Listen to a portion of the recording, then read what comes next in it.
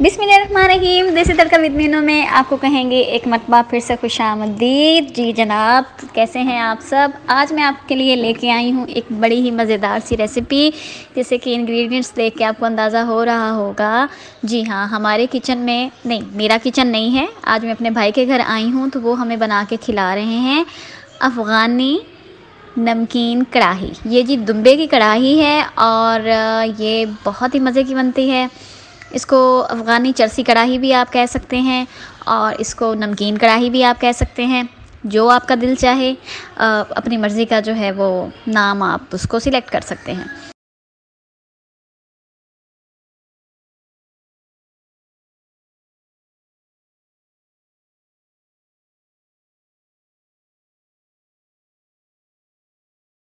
तो ये इसकी जो ख़ास बात है, इसका जो मेन इंग्रेडिएंट है वो ये है कि ये चर्बी में बनती है, ये ऑयल में नहीं बनती।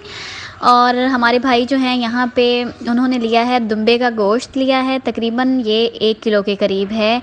उसकी गोल गोल प्यारी प्यारी सी बोटियाँ हैं और उसी की चर्बी ली है। चर्बी पहले पैन में डाली और अब हम उसको जो है वो पिघला लिया अच्छे से। और उसको जब ये अच्छे से पिघल जाएगी तो अब हम इसके अंदर शामिल कर देंगे गोश्त। साफ़ किया हुआ है, खूबसूरत साफ़ सुथरा प्यारा सा गोश्त है और उसकी छोटी छोटी बोटियाँ। गोश्त को हमेशा छोटी छोटी बोटियों में ही कट करवाया करें, वो ज़्यादा ज़रा अच्छा लगता है। और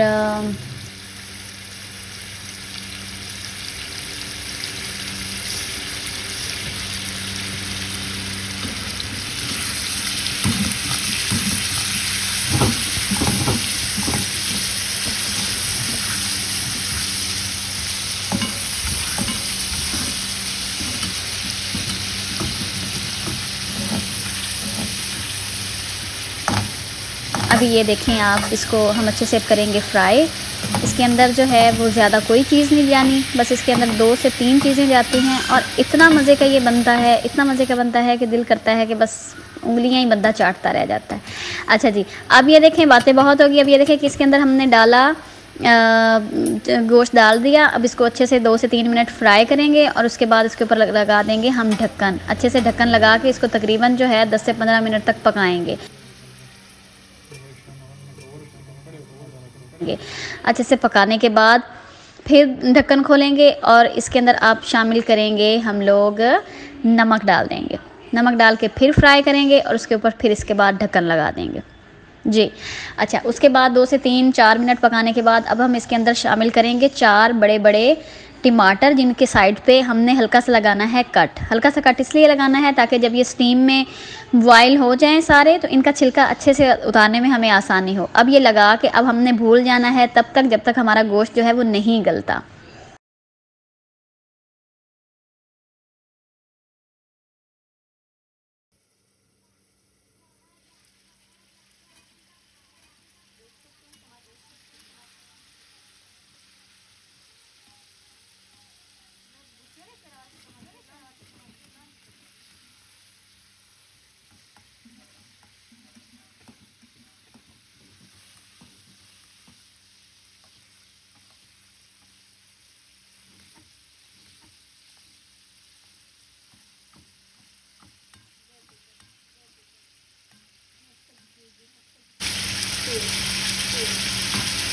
उसके बाद हम चेक करेंगे थोड़ी देर बाद जब ये अच्छे से गल जाएगा।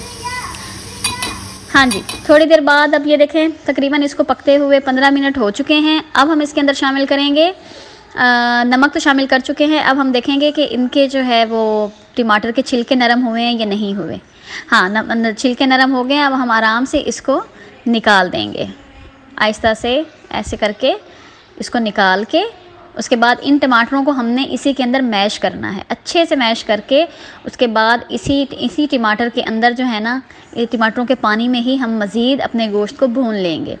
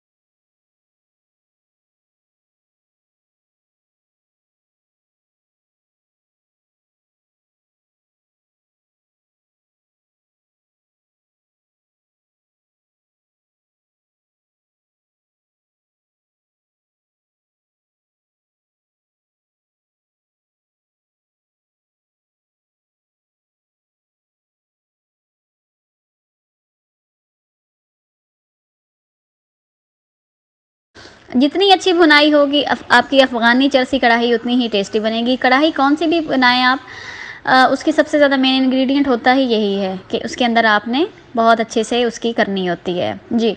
अच्छे से भुनाई होना शुरू हो जाएगी। अच्छे से भुनाई के बाद अब हमने इसके अंदर शामिल करनी है हरी मिर्चें काट के, बस ऐसे ही उसके अंदर वो डाल देनी है आपने। अच्छे से इसको कट करें, उसको भून लें। और मेरे तो अभी से मुंह में पानी आ रहा है देखते हुए, मुझे तो बिल्कुल सब्र नहीं हो रहा। ये इतनी मज़े की बनती है, इतनी मज़े की बनती है गाइस कि आप लोग खुद मतलब हमेशा यही बनाएंगे। और अच्छे से इसकी की भुनाई, और इसी के साथ आज हमने मंगवाए हैं अफ़गानी नान, तो इनके साथ हम ट्राई करेंगे। रायता बनाएं, सलाद बनाएं, अच्छे से इसको जो है वो गार्निश किया, और इसको अब हम अफ़गानी नान के साथ ट्राई करेंगे। और ये इतनी टेस्टी है ना, मैं सच बताऊं कि मुझसे अब सब्र नहीं हो रहा। अच्छा, अब मैंने अपने भाई से ये सीखी है अफ़गानी कढ़ाई, तो मैं अब चिकन की भी आप लोगों को बनाना सिखाऊंगी, वो भी बहुत टेस्टी बनेगी, वो मैं अपने किचन में बनाऊंगी। तो उम्मीद है गाइज़ आप लोगों को मेरी ये रेसिपी पसंद आई होगी, अफ़गानी चरसी कढ़ाई। तो इंशाल्लाह ताला जल्द ही किसी और नई अच्छी सी रेसिपी के साथ आपसे मिलेंगे। तब तक के लिए मीनू बाजी को इजाज़त दीजिए। अल्लाह हाफिज़।